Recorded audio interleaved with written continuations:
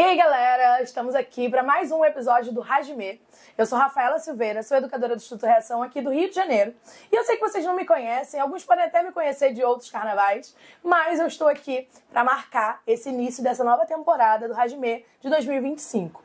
E estou aqui com uma convidada incrível, uma pessoa que eu conheço, é minha amiga pessoal. Conheço de outros carnavais também, mas eu acho melhor ela se apresentar e trazer para vocês o porquê que ela está aqui. Ela está aqui hoje para falar com vocês sobre o judô e sobre a importância do esporte e da educação na formação de um atleta e de uma pessoa.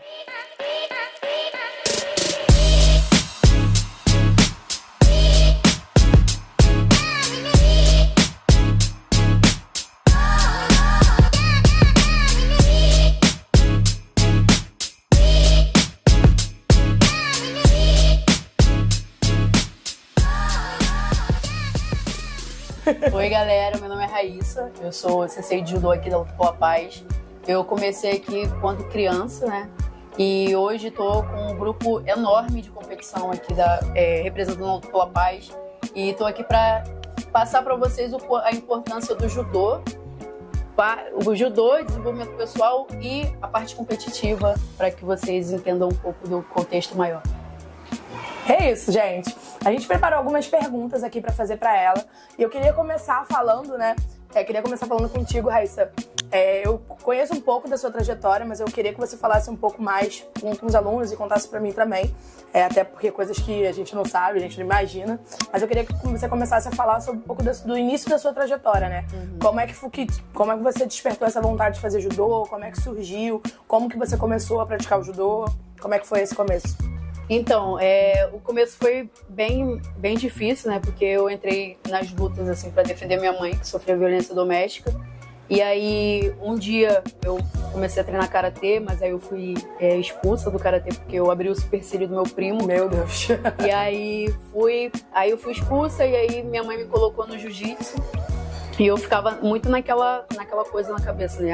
Vou aprender as lutas pra meter a porrada no meu pai, bater no meu pai e defender minha mãe. E aí comecei a treinar jiu-jitsu. O jiu-jitsu foi uma parte muito importante assim, da minha vida.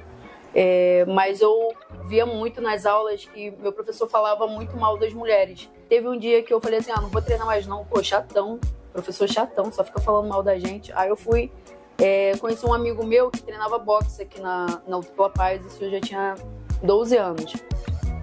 E aí eu comecei a treinar boxe e aí... teve um dia que eu subi, tinha uma aula de desenvolvimento pessoal e aí eu achava um saco essa aula de desenvolvimento pessoal porque acabava com o meu treino, então eu tinha que parar o meu treino para participar da aula de desenvolvimento pessoal. Então quando eu subi, que o tatame era no terceiro andar, eu vi uma mulher dando aula e eu achei muito legal. E a professora me chamou para participar da aula. Eu gostei da primeira aula, mas a primeira aula foi engraçado porque eu caía, levantava e caía, levantava, eu não conseguia derrubar ninguém. Então, toda hora eu fui pra casa falando assim, não, vou voltar não. Toda hora que eu treino, toda hora sou derrubada, nunca consigo derrubar ninguém. Aí a professora me viu na rua, falou assim, você não voltou mais? Aí eu falei assim, claro que não, ficar caindo toda hora. Aí ela falou assim, não, vai lá, vai na segunda aula. Aí ela me ensinou algumas outras técnicas. E aí eu comecei a derrubar também, a cair, aí depois de muito tempo a Luta pela Paz descobriu o motivo, né, pelo qual eu tinha entrado. E aí eu tive um apoio psicológico do serviço social, que acompanhou minha família. E aí as coisas foram melhorando. E com o esporte, o desenvolvimento pessoal, eu fui meio que me desenvolvendo bem melhor. Acho importante a gente falar, né, com você, assim, porque ela fala muito de desenvolvimento pessoal, né? O desenvolvimento pessoal aqui no Luta pela Paz é como se fosse um programa de educação pra gente no Reação. Então, as oficinas pedagógicas são as oficinas aqui do desenvolvimento pessoal.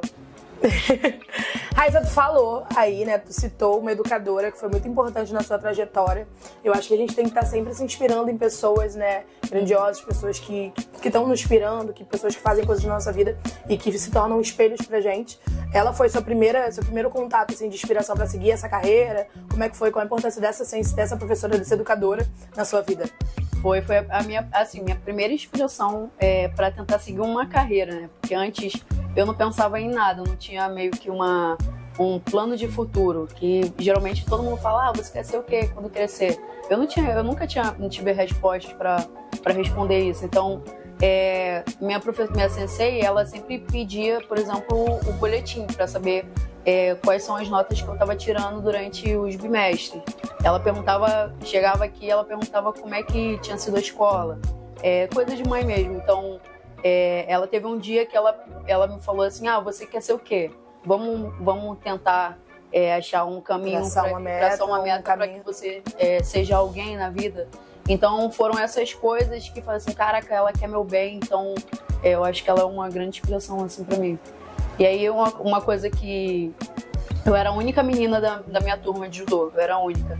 Então ela me olhava, tinha um olhar para mim, mas também tinha um olhar para todo mundo e ninguém ficava ali de escanteio, sabe? Todo mundo ficava no olhar dela para conseguir se desenvolver de alguma forma. Você acha que isso você traz para suas aulas, para o seu ensinamento, esse olhar do coletivo, de olhar individualmente para cada aluno? Sim, eu trabalho junto com os professores de desenvolvimento pessoal, né? Que é muito importante. Então, por exemplo, eu vejo que aconteceu algum ato de racismo dentro do dojo. E aí eu passo para o serviço social e passo para o professor de desenvolvimento pessoal para que a gente consiga ter uma aula junto com o judô para que a gente consiga melhorar o nosso ambiente. Um trabalho conjunto, né? Você acredita nessa parceria para o maior sucesso no desenvolvimento dos alunos. Isso aí. E aí uma coisa que eu peço muito para os meus competidores é o boletim.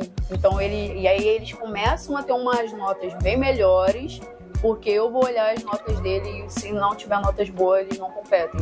Entendi. Não vão competir. Você trouxe aí também, né, isso de avaliar o extra, né, da escola, dos outros âmbitos da vida, né? Você falou que a equipe de atenção social começou a te acompanhar também para saber. Você acha que qual foi o maior valor assim que você trouxe do esporte, do judô, para o seu desenvolvimento pessoal, para sua vida pessoal, assim? O que você acha que foi o maior diferencial? O maior diferencial, eu acho que foi acreditar mais em mim, né?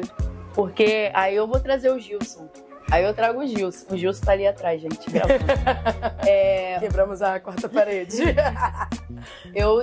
Teve um dia que o escritório era lá em cima e aí eu tava conversando com um amigo meu. E aí ele tava mostrando alguns intercâmbios que tava rolando. E eu olhava e falava assim, cara, a gente não vai conseguir não. Tira isso, vamos assistir outra coisa. Aí ele, não, vamos tentar aqui, Raíssa, não sei o quê. Aí o cara, a gente não vai conseguir. E o Gilson tava meio que atrás. Ele era professor aqui da Luta pela Paz, então ele tava atrás, meio que escutando tudo. E aí ele, com o jeito dele, né, ele falou assim, não, mas por que você não vai conseguir? Aí sentou junto comigo e com o Mateuzinho. E aí ele começou a conversar com nós dois. E aí eu comecei a escutar bem mais ele, era meu professor de desenvolvimento pessoal. Comecei a escutar ele, aí depois de, acho que uns 6 anos, eu passei para o intercâmbio para os Estados Unidos, que inclusive eu fui para a Rafinha também. Eu fui representando o Alto pela Paz e a Rafa representando uma reação. Então, a importância, né, do professor de desenvolvimento pessoal na nossa trajetória, na nossa vida, traz muito disso. É da gente escutar, ouvir e caminhar com as nossas próprias pernas. Essa tua visão da importância da educação, assim, na formação de um atleta e na nossa vida, assim, pessoal. O judô é um esporte que dá pra gente seguir em diversos âmbitos.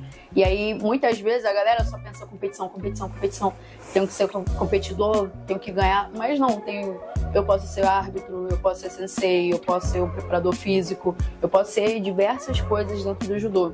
Então, eu sempre gostei muito da competição, mas eu sempre gostei mais ainda de ensinar. Então, quando minha professora me inscrevia nas competições, eu olhava muito mais os técnicos falando lá na cadeirinha do que quem estava competindo. Então, quando eu trouxe isso também para uma aula de desenvolvimento pessoal, a minha professora, minha sensei, começou a olhar e falou assim, cara, você não quer ser competidora?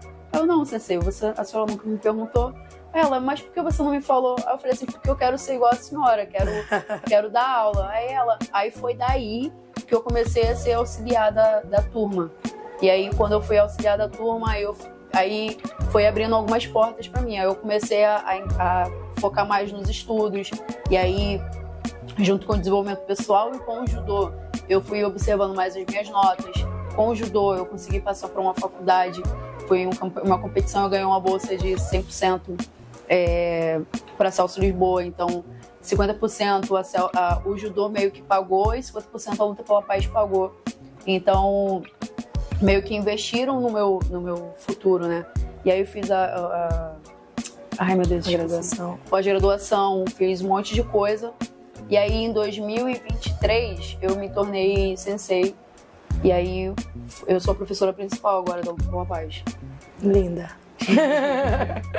É muito legal ouvir a sua trajetória, assim, né? Porque eu acho que você atravessa com várias histórias que a gente tem no Reação também, de vários senseis de vocês, que começaram como alunos, e aí hoje são senseis de vocês, são coordenadores, trilharam outros caminhos, assim, todos relacionados ao judô. Tem outras profissões também, e a importância de um projeto social e do programa de educação, e vou sempre puxar esse radinho, e do desenvolvimento pessoal na vida, né, dos alunos. Então, eu acho que é muito legal ouvir essa tua história e ver como essas histórias se atravessam, né? O Luta pela Paz, ele tá localizado aqui na favela da Maré, que é uma favela do Rio de Janeiro, e o Instituto Reação surgiu numa favela também do Rio de Janeiro, né, na Rocinha, na CDD.